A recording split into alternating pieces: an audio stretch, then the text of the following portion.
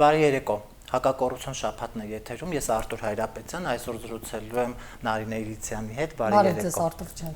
Նարինե, արի այսօր մենք քննարկենք այս իշխանության 3 տարին, եթե փորձենք գնահատելու լինենք, ապա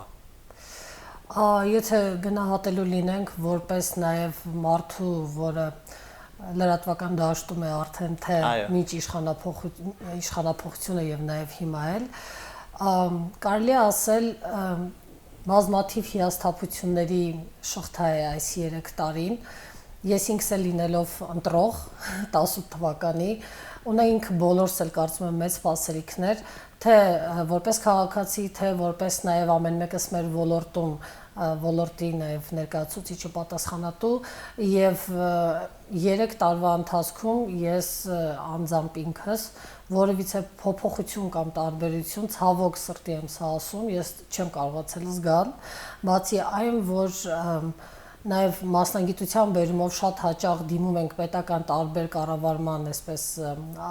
ոլորտների համակարգերի եւ հասկանում ենք, որ այն համակարգը, որին նաև սովոր ենք, որ մեզ հետ կարողանում էր ակտիվ աշխատել, մեր հարցումներին նաև պատասխանել, շատ քիչ գերատեսչություններ կան, որոնք իսկապես իրենց տեղում են եւ կարողանում են աշխատել մեզ հետ։ Միայն այդ փաստը նաև նկատի ունենալով հասկանում ես, թե կառավարման համակարգում ինչ է տեղի ունենում, դա պետության կարելի ասել միկրոպատկերն է։ Բայց այսպես կարողանում են լրագրողների վրա ճնշումներ գործադրել, քրեականացրեցին, չէ՞, որոշ այսպես հոդվածներ։ Այո, եւ բացի հոդվածներից էլ, երբ որ մենք նախկին ժամանակահատվածում բազմից ենք անդրադարձել լրագրողների նկատմամբ բռնություններին եւ նաեւ խոչընդոտումներին մեր մասնագիտական գործունեության, վստահ ենք, որ այս իշխանության ժամանակ, որի գլխին նախկին լրագրող է եւ նաեւ նույն ազգային ժողովում էլ գործադիր մարմնում էլ շատ են մեր նախկին գործընկերները, այլևս այս ժամանակահատվածում մենք կմոռանանք մեր մասնագիտական գործունեության խոչընդոտում, բայց այս ընթացքում դու ճիշտ ես նկատում, ոչ միայն քրեականացման այդ խստացումը նաեւ օրենքի մեջ, բացի այդ նաեւ մեր մասնագիտական ոլորտային օրենքներում փորձ արվեց փոփոխություններ կատարել, որով ըստ երևույթին արդեն իսկ սահմանափակվելու էր խոսքի ազատությունը եւ նաեւ մեր մասնագիտական աշխատանքներ այդպես սահմանափակվելու, բայց բացի տեսական այդ հատվածից տեսնում ենք, որ հենց բողոքի ակցիաների ժամանակ մեր շատ գործընկերներ, ինչպիսի այսպես տանջանքների միջով անցնելով են փորձում գտնել կամ ստանալ իրենց հարցերի պատասխանները, ել չեմ խոսում առանձին քաղաքական գործիչների մասին, որոնց ես ժամանակին շատ հարգում եի եւ զարմացած եմ անկեղծ ասած իրենց պահվածքից, ինչպես կարելի է լրագրողի նկատմամբ 4-րդ իշխանության ներկայացուցչի նկատմամբ նման վարքագիծ դրսևորել կամ խտրական վերաբերմունքներ։ Բայց նայ, եւ որ իշխանությունը այսպես տարիներ շարունակ ստում է, եւ ես այսպես ասում եմ, այս սուտը այս իշխանության ծոցից է դուրս եկել, հա։ Իրենց ամեն ինչ կարելի է, բայց լրագրողը եթե ոչ այսպես ինֆորմացիային, ասենք թե չի տիրապետում եւ կարծես իրենք մոռացել են, որ Նիկոլ Փաշինյանի բոլոր հոդվածները սկսում էին օդից կախված լուրերի համաձայն եւ այսպես էլ նաեւ կարողացավ տարիներ շարունակ մարդկանց ուղեղները լցնել, որ նախորդները թալանել են, սպանել են, կեղեքել են, ամեն բան վերացած է, բայց տեսանք, որ իրենք բոլորի գլուխը լվացին։ Համաձայն եմ քեզ հետ, Արտուր ջան, գիտես, միայն եթե պատերազմի այդ 44 օրը եթե վերցնենք, ապա ավելին քան ամբողջական է պատկերը դառնում, երբ մենք նաև մեր լրատվամիջոցը այսպես կոնկրետ ընդդիմադիր հայացքներ ունեցող լրատվամիջոցը եւ այդ ժամանակահատվածում փորձեց պետական քարոզչությանը հետևել եւ այնպիսի նյութեր լուրեր չհրապարակվի, որը հանկարծ չվնասի որևիցե ձևով պատերազմի ընթացքին կամ պետության վարած քաղաքականության որևէ հատվածին, բայց արդյունքում ստացվեց այնպես, որ մոլորեցվեցինք ոչ միայն որպես քաղաքացի, այլև 4-րդ իշխանության ներկայացուցիչ որպես, որը ի սկզբանե ստեղծված է նաեւ որպես հակառակ լծակ, հակակշիռ, այսպես լինելու նախորդ 3 իշխանություններին եւ ես ինձ որպես լրագրող կարելի ասել նաեւ խապված եմ զգում բացի որպես քաղաքացի, նաև որպես լրագրող, որ 44 օրվա ընթացքում մեզ հնարավորություն չտրվեց գտնել եւ նաեւ ներկայացնել իրականությունը իրական փաստերով։ Եթե անգամ մի փոքր լուր անգամ այսպես թեթև ակնարկով ճշմարտության մասին այն իրականում տեղի էր ունենում, այսպես կոչված սպրդում էր մեր որևիցե հրապարակման մեջ, ապա դա միանգամից թե պետական օղակներից, թե նաև որոշակի այսպես Facebook-յան օգտատերերի կողմից, չասեմ fake, համարենք օգտատեր, նրանց կողմից միանգամից շատ կտրուկ եւ շատ տգեղ հարձակման էր ենթարկում այդ ինֆորմացիան։ Եվ հիմա այդ սուտը ինքը արդեն դարձել է կոնկրետ գեներացվող երևույթ, արդեն ցավոք սրտի եմ սա ասում, որովհետև մեր բոլորի երկիրն է եւ բոլորս է սրտացավ ենք այն ինչ տեղի ունենում մեր երկրում եւ հաստատ ոչ որևիցե մեկս էլ չենք ուզենա, որ իշխանությունը որևիցե ձևով սայթակեր կամ փորձեր երկիրը ձգել, պահել միայն հիմնված լինելով ստի վրա։ Այո, բայց ամբողջ մեղավորությունը, եթե հիշում ես, էլի մեդիան էր եւ համարեցին մեդիա տերոր։ Իրենք 44 օր ստելով, այսպես մարդկանց շեղելով բուն իրականությունից եւ բերեցին հասցրեցին։ Նույնիսկ դավաճաններ էին փորձում երբեմն մեզ ասել, եթե փորձում էինք նույնիսկ ադրբեջանական այսպես իրենց լրատվամիջոցներով որևիցե ինֆորմացիա ճշտել, որովհետեւ մի պահ մենք էլ ենք ընդունում, որ այո, ադրբեջանական լրատվամիջոցները, ինչպես նաև հիմա էլ շատ այսպես այն լուրերը, որոնք շրջանառվում են ադրբեջանական մեդիայով, բնականաբար մանիպուլյացիաներ են եւ պետք չէ անվերապահորեն դրանք ընդունել, բայց կային տեսանյութեր եւ ինֆորմացիաներ, որոնք վերապահումով ճիշտ է մենք փորձում ենք դա այսպես ուսումնասիրել, հետաքննել, բայց արդյունքում ստացվում էր այնպես, որ իշխանությունները կարճ ժամանակ անց սկսում են դրանք հաստատել, այս կամ այն ձևով։ Վկայությունը վերջերս նաև պաշտպանության նախարարության նույն օրը իրար հետևից հերքումն ու ընդունումը հերքման նույն այդ Վարդենիսի դիրքերի հետ կապված հայտնի տեսանյութի մեր զինվորների նկատմամբ թե ինչպես են վարվում։ Նույնը պատերազմի ընթացքում Հադրութի հանձնելը։ Որ արդյունքը նկարվեց եւ ապացուցում էր, որ Հադրութը մեծ է։ Այո, ոչ միայն Հադրութը, այլև Շուշիի հետ կապված եւս լուրերը շատ էին, բայց միջև վերջի օրը մարտերը շարունակվում են եւ հետո սառը ցնցող եղավ արդեն Արցախի նախագահի մամուլի խոսնակի գրառումը արդեն։ Այո, նայ, ուրեմն այս խայտարակ կապիտուլյացիոն փաստաթուղթը ստորագրելուց հետո եւ որ մենք այսպես ուշքի դեռ մինչեւ հիմա չենք գալիս, հիմա անցել է Հայաստանի ճակատագիրը որոշելու փուլը, հա։ Ես անընդհատ իմ հյուրերին հարցնում եմ, ինչու մենք ժամանակ տվեցինք Նիկոլ Փաշինյանին այն 6 ամսվա ճանապարհային քարտեզը իրագործելու, որովհետև նա ասաց տվեք ինձ այդ 6 ամիսը եւ ես կիրագործեմ իմ ճանապարհային քարտեզը, ոնց որ ինքը սկսեց բանակցությունների իր կետը, այնպես էլ տեսնում ենք, որ 6 ամիս անց ունենք այն ինչ որ ունենք, ճշնամին մտել է հայկական պետական տարածքն։ Ես լրիվ համաձայն եմ քեզ հետ, ավելին, ես նույնիսկ հիմա եմ զարմանում, մենք ինչպես են կարողանում իրեն ժամանակ տալ, նույնիսկ այս ժամանակահատվածում միջև ընտրությունները նկատի ունեմ, որովհետև կարծես ամեն օրը միջև ընտրություններ լինի մի նոր աղետ։ Այո, ոչ միայն աղետ, այլև փորձության օր եւ ամեն օր արդեն նոյեմբերի 9-ից սկսած մենք սարսափով ենք քնում եւ զարթնում, թե ինչ նոր այսպես կոչված անակնկալի արժև ենք մենք կանգնելու եւ ես համաձայն եմ այդ գնահատականի հետ, որ 6 ամիսը բավականին մեծ եւ ճակատագրական նաեւ ժամանակահատված էր, որ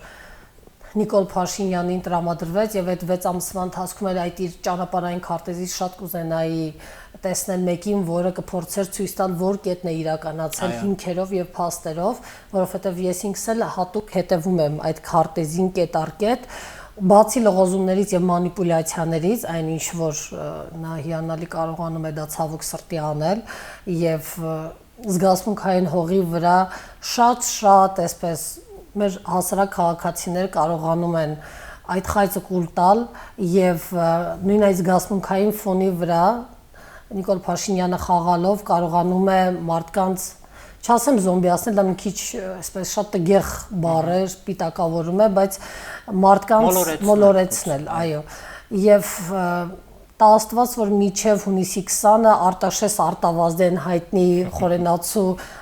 պատմավեպի այդ դրվագի օրինակը չդառնա, որ ավերակների վրա էլ ինչ կառավարենք։ Ես ամենից շատ, չգիտես ինչու, հենց այս ժամանակահատվածում այդ դրվագն է անդադ իմ մտքին գալիս, եւ ես չեմ ուզում, որ 6 ամսվա խտացված պատկերը, այսպես ասենք, այն դժբախտությունները, որոնք եկան թե Արցախի, թե նաև Հայաստանի գլխին, չխտանան այս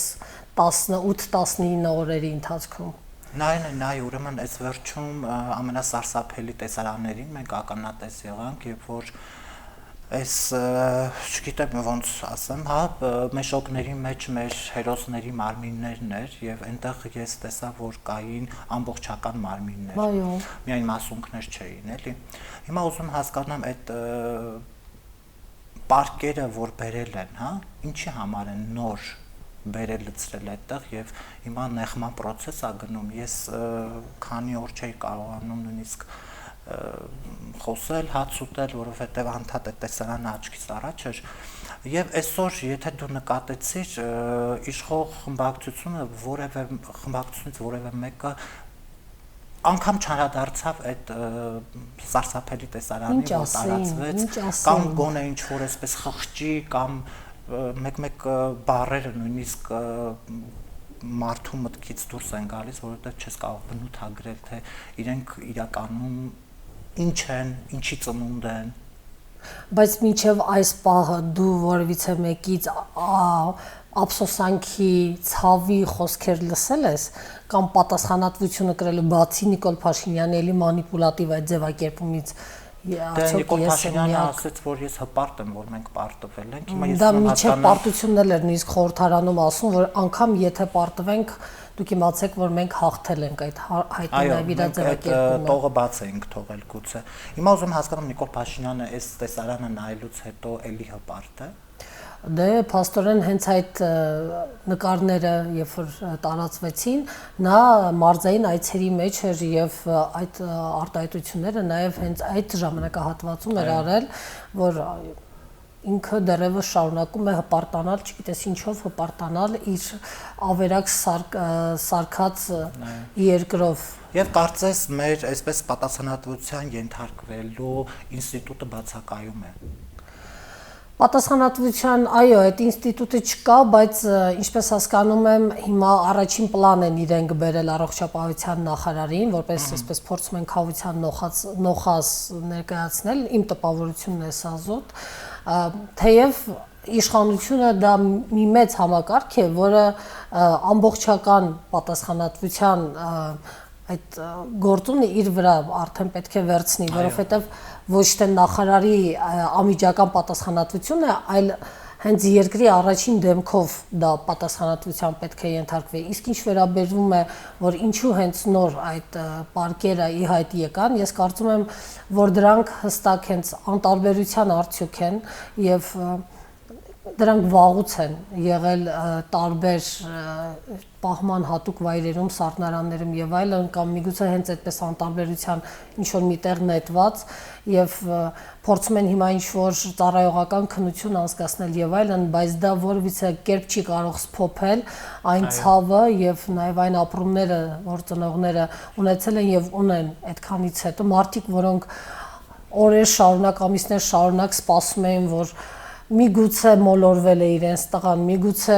ինչ-որ կերպով դրական լուր կկարողանան ստանալ, նույնիսկ ամբողջական իրենց տղային, թեկուզ մահացած կկարողանան գտնել, հիմա այդ պատկերից հետո ես զարմանում եմ ուղղակի ինչպես կարող է իշխանությունը այդքանից հետո ընդհանրապես խոսալ կամ չգիտեմ նայել մարդկանց աչքերին, նույնիսկ մենք, որ որպես այսպես ուղակի քաղաքացիներ արդեն մենք ինքներս ենք կարծես թե վատ զգում, ամաչում այդ ամեն ինչից, իսկ իշխանությունը այսօր օրինակ ազգային ժողովի նիստ էր անում շատ հանգիստ, ինչ-որ օրակարգ են հաստատել, քննարկում են եւ այդ մասին ոչ մի այսպես զղջման, ցավի որևիցե մտնոլորտ ես ամենայն դեպս չզգացի։ Փոխարենը Լենա Նազարյանը Թագուհի Թոմասյանին իդիոտ կա։ Եվ վերջում ասաց, որ ես ինչու պիտի ներողություն խնդրեմ։ Այնպես նորմալ է իրենց դեպքում։ Դու տարիներ շարունակ ազգային ժողովում լուսաբանել ես տարբեր տարիների եւ տարբեր իշխանությունների։ Այո, ազգային ժողովները։ Դու այս իշխանության ժամանակ եւ փորձենք նախորդներին համեմատելու եզրեր կան, թե ոչ, բացառվում է։ Սա եզակի է իր։ Բացառվում է, ես այս գումարման ազգային ժողովի ձևավորման սկզբում մենակ 1-2 անգամ էի գնացել ազգային ժողով, դրանից հետո արդեն կոնկրետ բացառել եմ լուսաբանումը։ Համեմատելու բացարձակ եզրեր չկան, անգամ ուղիղ եթերով նայելուց ցավոք սրտի, այնտեղ հանած բացառությամբ մի քանի այսպես հատուկեն պատգամավորների, մնացածի դեպքում ոչ միայն հոդաբար նախադասություն դժվար է այնտեղ առանձնացնել, այսինքն ինտելեկտուալ, այո, ոչ միայն դա, այլև կոնկրետ թեմատիկ ոլորտային առումով քննարկումները գրեթե զրոյացված են եւ ընդհանրապես օրակարգի կազմումը ինքնին արդեն շատ դեպքերում, շատ այսպես նիստերի ժամանակ ուղղակի ծիծաղելի է, երբ որ կարևորագույն խնդիրները թողած երկրում քննարկում են ինչ-որ միգուցե ոչ պակաս կարևոր, բայց համենայն դեպս այդ պայդրությամբ ոչ այդքան արդիական ինչ-որ նախագիծ եւ միայն այն, որ արդեն ըստ սահմանադրության մենք խորհրդարանական երկիր ենք, իսկ դա ենթադրում է, որ բոլոր կարևորագույն հարցերը արդեն խորհրդարանում պետք է քննարկվեն եւ լուծումները փորձեն գտնել եւ այս պատկերը արդեն շատ տխրեցնում է։ Ինչ վերաբերում է նախորդ գումարումների ազգային ժողովներին, իհարկե այնտեղ էլ շատ էին թերությունները, այնպես չի, որ այնտեղ իդեալական բոլորը պատգամավորներ էին ու ինտելեկտուալ դեմքեր էին, բայց գոնե կարողանում էր այնտեղ տեսնել բանավեճ շատ հաճախ եւ ոլորտային քննարկումներ եւ կարծիքների նաեւ բախում։ Իսկ այս դեպքում իմ մոտ ուղղակի տպավորություն է շատ հաճախ շատ պատգամավորների դեպքում, որ մենք գործ ունենք Մսուր մանկապարտեզի հետ ուղղակի, այլ եմ ասում հանած առանձին մի քանի պատգամավորների, որոնք փորձում են փրկել այս խորհրդարանի դեմքը, այսպես ասենք։ Անդրադառնանք արտգործնախարարի հրաժարականին, նա կհիշեց հայտարարությամբ հանդես եկավ եւ այդ հայտարարությունը կոնկրետ պատասխանատվության ենթարկելու հետ կապված բան կար, տողատակ կար։ Մանե Գևորգյանն էլ արձագանքեց։ Այո, եւ այդ դեպքում մենք ինչ հասկացանք։ Հասկացանք, որ նույն այդ fake news մարդիկ եւ իրենց հատուկ լրատվամիջոցները գրեցին, որ Արա Այվազյանը առնետավազք է սկսել։ Ուզում հասկանամ դիվանագիտության մեջ առնետավազքը ո՞րն է։ Իրենք այդպեսով էլի փորձում են հերթական անգամ իրենց դեմքը փրկել, տպավորությունը այդպեսին է, եւ արտգործնախարարությունը հենց ի սկզբանե էլ հայտարարել էր, որ եթե ոչ հայանպաստ որևիցե փաստաթուղթ ներկայացվի նախարարություն, ապա իրենք միանշանակ ոչ միայն չեն ստորագրելու, այլև նաև կլինեն հրաժարականներ եւ նաև աշխատանքից դուրս գալու այդ process-ը։ Ոնց եղավ նոյեմբերի 9-ին։ Այո, Զորաբ Մնացականյանի հեռանալով։ Այս դեպքում ինձ թվում է նախարարի հրաժարականի հայտարարությունը ավելի քան թափանցիկ էր։ Այն փաստաթղթի վերաբերյալ ինչ որ պատրաստվում է եւ նաեւ կառավարության նիստի ժամանակ հիշում ենք Նիկոլ Փաշինյանը հայտարարեց, որ ստորագրելու է։ Այստեղ ինձ համար տարօրինակ էր այն ձևակերպումը, երբ նա ասաց, որ դա 100%-անոց հայանպաստ փաստաթուղթ է։ Այստեղ հարց է առաջանում, ինչպես կարող է օրինակ Ադրբեջանը, մեր թշնամին, ստորագրել 100%-անոց հայանպաստ մի փաստաթուղթ։ Ինչպես է դա պատկերացնում Նիկոլ Փաշինյանը։ Հետո ինքը ներկայացրեց իհարկե ճանապարհային քարտեզը, ինչպես է դա պատկերացնում, բայց կրկին այստեղ խոսք չի ընդգծված, որ թշնամի մտել է սուվերեն երկրի տարածք եւ այդ տարածքից ինքը պետք է զորքերը հետ քաշի եւ նոր այդտեղ արդեն կոնկրետ սահմանային գծում եւ այդ դիտորդների արկայությունը կլինի եւ այլն Նիկոլ Փաշինյանի ձևակերպումը երկակի էր, նրանք քաշեն, մենք էլ կքաշենք մեր զորքերը, ուր պիտի քաշեն, դեպի երկրի խորք, այսինքն թույլ տանք թշնամուն իր առաջացած դիրքերում հիմնավորվել եւ մնալ, ինչ է նշանակում մենք էլ կքաշվենք հետ, դեպի ուր քաշվենք եւ կարծում եմ հենց Արա Այվազյանի նաև այդ քայլն էլ հենց նաև այս ամենի կոնկրետ արձագանքներ։ Բայց մի մոռացիր, որ Նիկոլ Փաշինյանը ասաց մենք սկսում ենք բանակցային մեր դիրքից։ Դա 18 թվականի այդ հայտնի հայտարարությունն էր։ Չէ, այս վերջում էլ հայտարարեց, եւ ես ուզում եմ հասկանալի որներ է դիրքը, էլի, որտեվ քաղաքագետները նույնիսկ այսպես Ես վախենում եմ նրա մտքերը ճիշտ ասած մեկնաբանել, այլ չեմ խոսում քայլերի մասին, ինձ վախեցնում է ուղղակի այն որոշումները, որ նա է փորձում մտածել եւ կայացնել, դրանք միայն այն, որ նա ընդհանրապես գաղափար չունի ոչ դիվանագիտությունից եւ ոչ ռազմական գործից, միջազգային հարաբերությունների մասին էլ չենք խոսում, այս դիրքերից ելնելով, չգիտեմ նա ինչ կարող է մտածել եւ ինչ որոշման կարող է հանգել, ինչ որոշման էլ որ հանգի, դա միայն բացասական ոչ մեր շահերից իհարկե տրամադրություններ են միայն արտնասնում, ուրիշ ոչ մի բան։ Դու այսպես շատ ակցիաների ես մասնակցել եւ լուսաբանել, օրինակ նայի, եւ որ տարիներ հետ ենք գնում, նույնիսկ եթե մեկ ծառ կտրվում էր, մարդիկ փողոց էին դուրս գալիս։ Հասկանում ես, տրանսպորտի թանկացումը հիշենք, էլեկտրիկ Երևանը հիշենք եւ այսպես կարող ենք, Հիմա ես ուզում եմ հասկանամ, մեր այսքան զոհերը, մեր տնից գերի վերցնելը, այս ամեն ինչը մեր հասարակության մոտ որևէ ցավ կամ ինչ որ, չգիտեմ, որևէ բան չի տալիս, հա? Խղճահարություն, ոնց են քնում մարդիկ արթնանում, ինչու այդ ցասումը չկա։ Ինձ թվում է առաջին հերթին դա ապաթիայի վիճակն է, որ կա։ Մարդիկ դեռևս այն նվիրումը, որ ունեցան պատերազմի ընթացքում, այն ամբողջական նվիրումը եւ նաեւ պատերազմի ընթացքում այն քայլերը, որ արեցին, միջև վերջ այդ նվիրվածությունը այդ գործին եւ այլն, դրանից հետո երբ որ ստացանք այս արդյունքը, ինձ թվում է դեռևս մարդկանց մոտ հիասթափության այդ ֆոնը բավականին բարձր է։ Մի կողմից դա, մյուս կողմից էլ մի հայտնի խոսք կա, որ ասում է մինչև դու ինչի հասնում քո դրան շեմին, դու չես գիտա կամ չի կպնում քո գրպանին, դու անմիջականորեն չես զգում, որ դու խնդրի կամ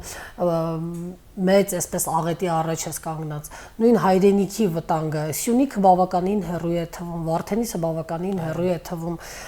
Ճիշտ է, շորժայի մասին մարդիկ գիտեն որպես լողափ եւ այլն, դա մի փոքր կարծես թե փորձ արվեց թափեսնել մարդկանց, որտեղ արդեն մոտիկ է դա համարվում։ Եվ իմ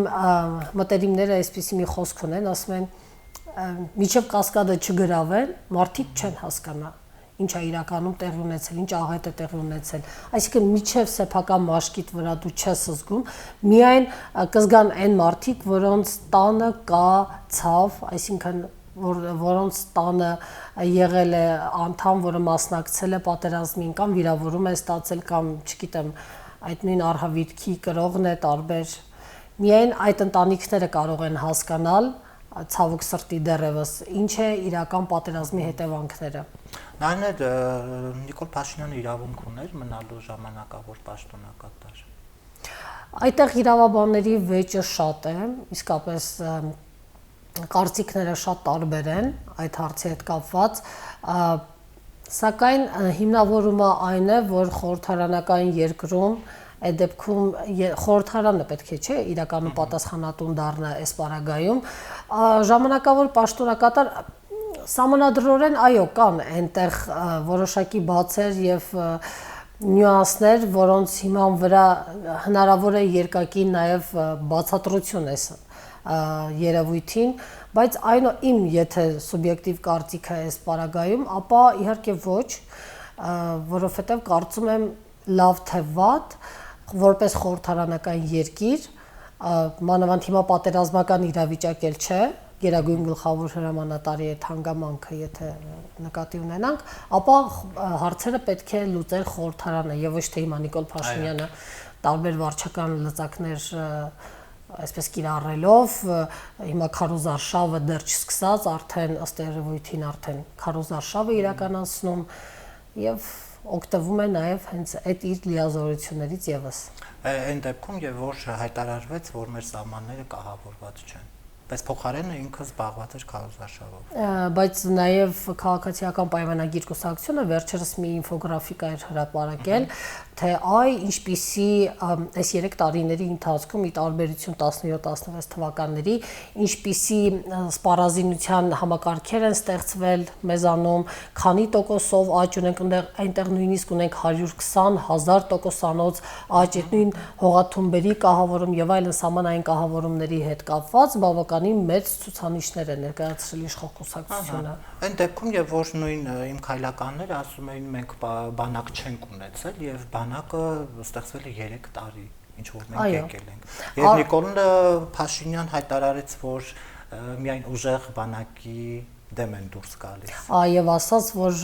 այն որ մենք տարածաշրջանի ամենամարտունակ բանակն ենք, այդպես նաև միֆ էր դա ստեղծվել եւ մեր զինվորները անասնակեր էին նույնիսկ ուտում եւ ելակը եկավ եւ մենք փրկեց ելակը մեզ եւ նաեւ այս կոնտեքստում էլ հիշենք Արմեն Գրիգորյանի հարցազրույցը, որտեղ ասեց չենք հասցրել կահավորենք, նույնն էլ հաստատեց նաեւ Պաշտպանության նախարարը ասելով, որ ուղղակի չենք հասցրել կահավորում անենք պատերազմի հետևանքներից հետո։ Այն դեպքում, երբ որ վստահ եմ իրենք ունեցել են օպերատիվ տեղեկություններ, թե կոնկրետ օրինակ Սյունիքի հատվածում կամ Վարդենիսի հատվածում թշնամին ինչպիսի սպառազինության կուտակումներ է անում։ Եվ այդքանով հանդերձ նույնիսկ դա իրենց չի սթափեցրել, ավելի ուշադրությունը սևեռել կոնկրետ հատվածային այդ տեղերին։ Ես կուզենայի նաև անդրադառնայինք հանրային հեռուստաընկերության վերջին ռեպորտաժին, այսպես որ աղմուկ բարձրացավ, եւ ես այսպես ուզում եմ հասկանալ, եթե քեզ տային այդ նյութը սարքելու, այսպես պատրաստելու, դու դրան կգնայիր թե ոչ։ Ես չեմ ուզում իհարկե քննադատեմ իմ գործընկերներին եւ նաեւ գործընկեր լրատվամիջոցին, բայց այսպես ասեմ, ամեն լրագրող ունի իր սկզբունքները եւ իր պատկերացումները լրատվության մասին, թեև լրագրությունը ունի ոսկե, այսպես քարացած սկզբունքներ։ Այդ եմ ուզում։ Այո, օպերատիվություն, բազմակողմանիություն, այսպես եթե կան լրագրողներ, որոնք կարողանում են դա ուղղակի շրջանցել եւ նաեւ իրենց ղեկավարության, այսպես ասած, խնդիրը, իր արժեվ դրած խնդիրը կատարել, ապա այս դեպքում ես կարծում եմ յուրաքանչյուր լրագրող իր խղճի առաջ պետք է պատասխանը տա։ Ինքը դրանից հետո որքանով ավելի ազատ եւ ավելի օբյեկտիվ իրեն կարող է համարել։ Նայ, մենք հիմա ամսի 20-ին գնում ենք ընտրությունների եւ ես որևէ տարի չեմ հիշում, որ քաղաքական դաշտը այս աստիճան լճացած կլինի եւ բազում կուսակցությունների շարք կգա կհասնի եւ նույնիսկ մենք անուններ ենք լսում, որը կարծես նոր են ձևավորվել վերջին մի քանի ամսվա ընթացքում։ Հիմա ինչ է սպասվում մեզ ամսի 20-ից հետո։ Եթե Նիկոլ Փաշինյանը ընտրվում է, եթե Նիկոլ Փաշինյանը չի ընտրվում։ Երկու սցենարով, այդպես երկու տարբերակով է։ Երկու դեպքում էլ բավականին մռայլ է ինձ համար պատկերը, այսպես ասեմ, երկու դեպքում էլ կարծես թե մենք չենք խուսափելու նորից այդ հետընտրական process-ներից, չեմ ուզում որևիցե որակումներ տալ, կոնկրետ ինչ-որ պիտակներ ասել, թե ինչ են պատկերացնում կոնկրետ, որովհետև դրանք բավականին այսպես մռայլ գույներով պատկերացումներ են, բայց այն, որ ընտրությունները մեզ պետք են, դա միանշանակ է, դա վաղուց պետք է լիներ։ Բայց ոչ Նիկոլ Փաշինյանը պետք է հայտարարեր օրը։ Այո, բայց ունենք ցավոք սրտի այնինչ ունենք, բայց նաև այս կուսակցությունների առատությունը ինքնին դու իրավացի ես, շատ մտահոգիչ է, որովհետև մի մասը իհարկե իրենց խաղաքարտերը ակնհայտ է, թե հետագայում ում հետ են դաշինք կազմելու, ում հետ են իրականում նրանք համագործակցում, բայց այնտեղ կան նաև ուժեր, որոնք ուղղակի ներդրված են, այսպես ասած, փոշիացնելու ձայները, որովհետև գիտենք, որ արդեն ընտրաշավի մեջ կան կոնկրետ խաղացողներ,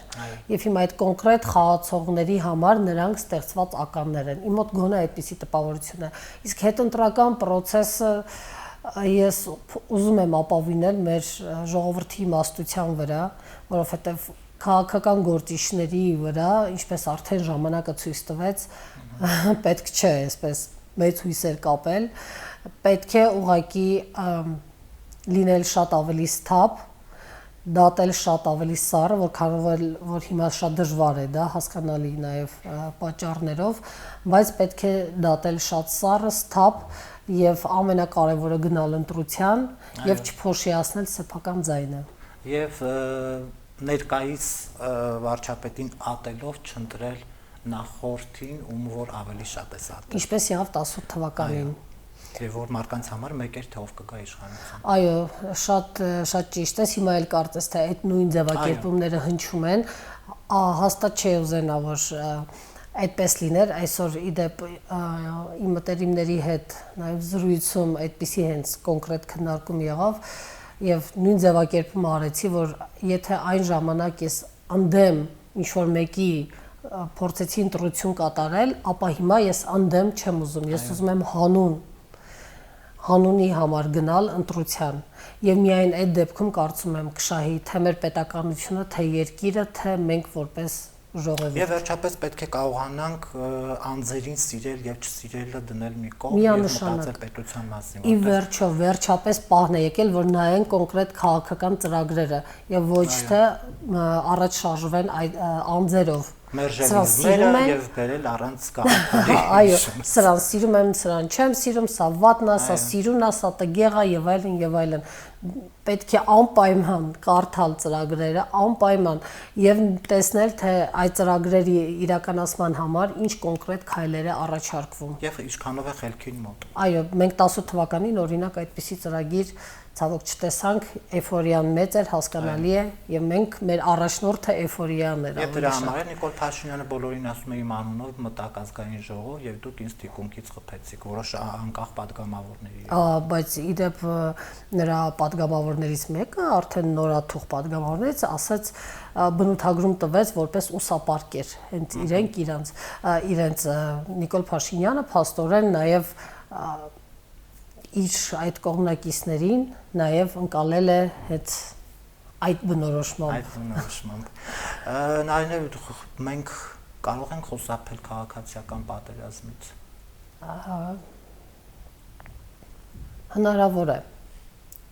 Հնարավոր է, սակայն չի էլ բացառվում։ Եթե իմաստություն ունենանք։ Այո, եթե իմաստություն ունենանք, բայց կարծում եմ հիմա այն ժամանակահատվածն է, որ դեռևս այդ քայլին դժվար թե հասարակությունը գնա եւ փառք Աստծո որ չի գնա եւ պետք չէ որ լինի քաղաքացիական այդ բախումը, որովհետեւ դա ուղիղ ճանապարհն է մեր պետականության կորստի եւ անգամ ամենամեծ էմոցիաների եւ պորտկումների դեպքում չպետք է երբեք, ինչպես ասում են, հայի դեմ դուրս գա, դրանից միայն շահելու է թշնամին, միայն արտաքին թշնամին է շահելու եւ որպես հատուցում մենք ունենալու ենք երկրի պետականության կորուստ, ինչը որ ինչքան էլ ատելի լինի այս կամ այն քաղաքական գործիչը, ծայրահեղ քայլերի չգնա։ Միանշանակ պետականության գաղափարը վեր է ամեն ինչից։ Այո։ Եվ կուզենայի հասկանալ մինչև ամսի 20-ը մենք մեր սահմանների վիճակը գիտես ինչ վիճակում է,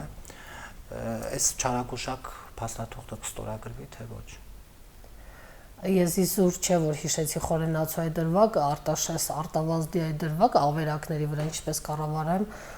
ես հույս ունեմ որ այդպես չի լինի, թեև լրահոսի ընդհանուր այս լրահոսին հետևելով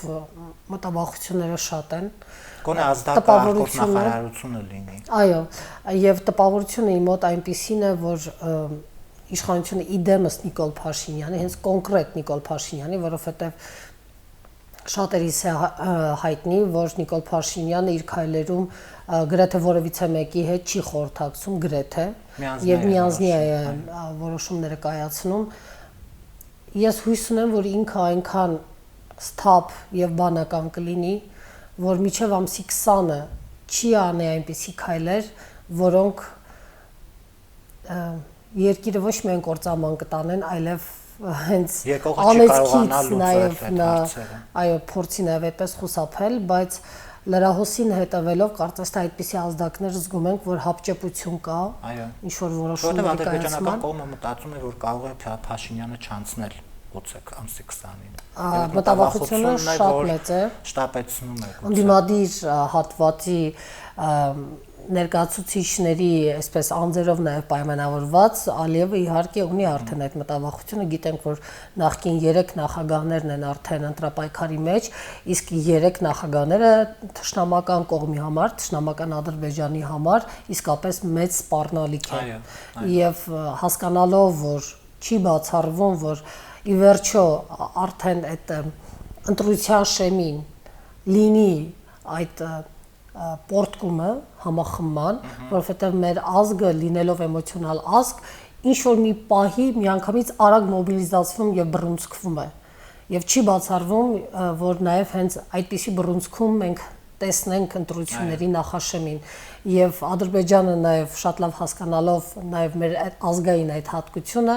կարծում եմ, որ այդ թե Ռուսաստանի կողմից նաեւ, թե նաեւ թշնամական կողմից, Ադրբեջանի կողմից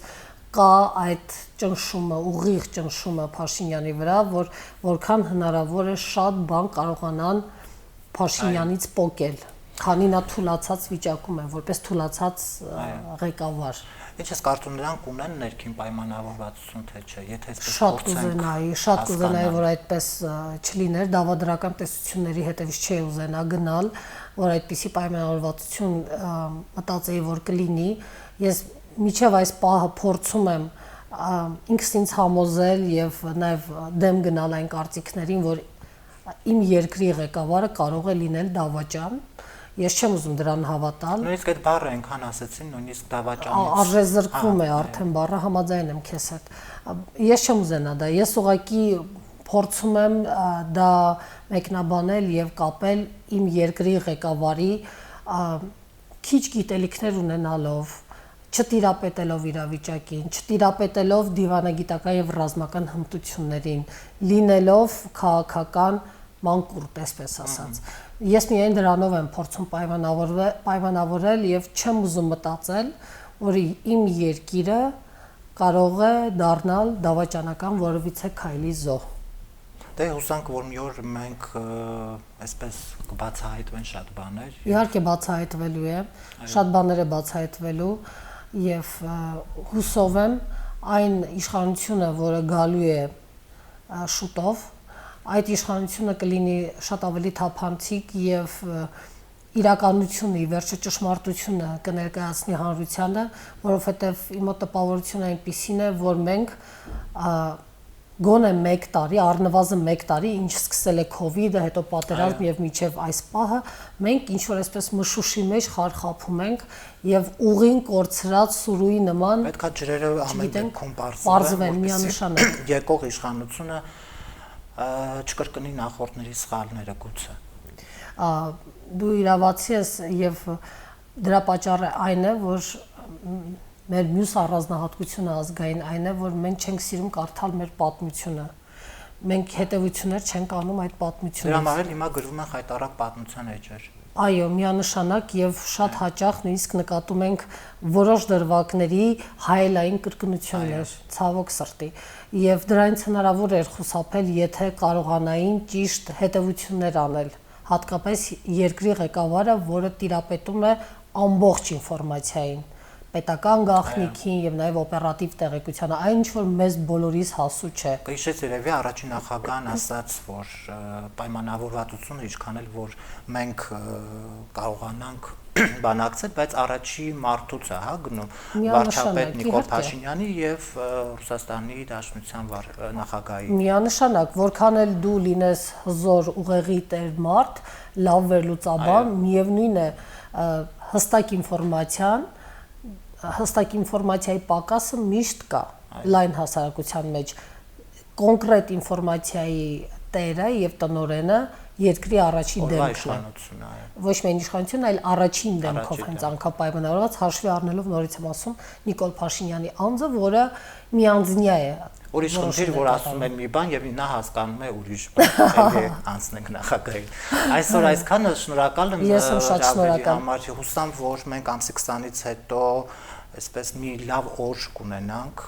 մեր երկրի ճակատագրի հետ կապված եւ կհանդիպենք լավ բաներից կխոսանք։ Ես շատ մեծ հույսեր ունեմ։ Ես սպասում եմ այդ օրվան։ Որովհետև ինչպես ասում են, միշտ սև գծին հաջորդում է սպիտակ գիծը եւ վստահ եմ, որ այդ գիծը շատ մոտ է։ Գնանք առաջ։ Այո։ Շնորհակալ եմ։ Ես եմ շնորհակալ։ Այսօր այսքանը կհանդիպենք եկող շաբաթ։